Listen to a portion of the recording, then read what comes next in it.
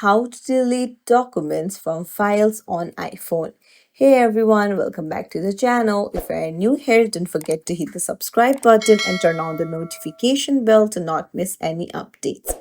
So, do you want to delete documents that are unnecessary on your Files app? Then you're in the right place. Let's get started. First things first, open up your Files app and then go find the document which you want to delete. So you can go to the browse section and then choose the folder where you have the documents. And then after you find the document, just long press on it and then you'll find the delete option right there. Just tap on delete and then that's it. This is how you delete documents from files on iPhone. It's really simple. If you found this tutorial helpful, don't forget to like and subscribe to our channel for more tips and tricks. Thank you for watching.